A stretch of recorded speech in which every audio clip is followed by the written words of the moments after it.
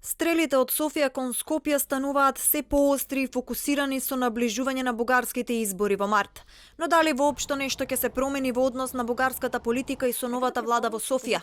Шефицата на бугарската дипломатија Захариева денеска испрати нови пораки до македонската влада, да не полагаат големи надежи дека ќе се случат големи промени по месец март.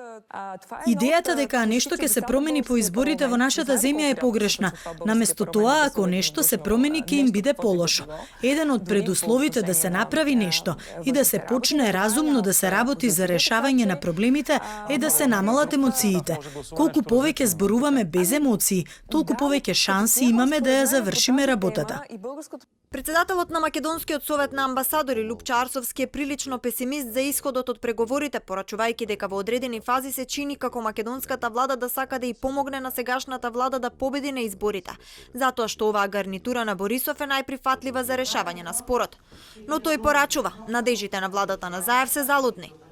Напротив, можеби ќе дојдеме во уште по тешка фаза во која ќе се закочат сите работи. Зошто го велам тоа? Затоа што бугарската страна настапува врз основа на незината декларација во парламентот, бугарската страна настапува врз основа на меморандумот кој е практично производ и елаборирање подробно на она што едно гласно наводно е донесено во бугарскиот парламент, и од тука натаму тоа е за нив како што во црквата се вели Оче наш. Изминатиот период, особено по ветото во декември, македонската влада зад затворени врати и без детали за јавноста дискутира и разменува документи со Софија. Опозицијската ВМРО-ДПМН пак обвинува за распродажба на идентитетот. Се дискутира за македонскиот национален идентитет. Секој оној кој што денеска политичар ви вели и ви дава одговор дека не се дискутира, лаже и манипулира со македонската јавност. Да, на маса, покрај бизнисот, што е за мене несватливо како политичар, е македонскиот идентитет. Од владата тврда дека не се дискутира за идентитетски прашања и дека во следниот период нема да се дава политичка храна на бугарските политичари за предизборна кампања.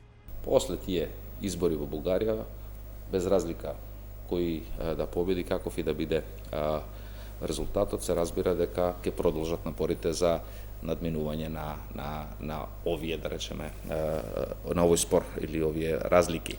Така да диалог и разговор ќе има, меѓутоа апсолутно во ниту еден момент и како влада нема да дозволиме овој случај да биде злоупотребен и искористен од некои политичари во соседна Бугарија заради внатрешна употреба. Прстот на Адемиев перен кон бугарскиот вице-премиер Каракачанов, на кого последните анкети за изборите во март не му се наклонети. Иако македонската јавност најмногу слуша остри пораки од бугарскиот вице-премиер Каракачанов, кој се спротивставува на македонскиот идентитет, изјавите и на останатите бугарски политичари не се разликуваат премногу од неговите, како на бугарскиот председател Румен Радев, кој доаѓа од партијата на социјалистите и е главен политички опонент на актуелниот премиер Борисов.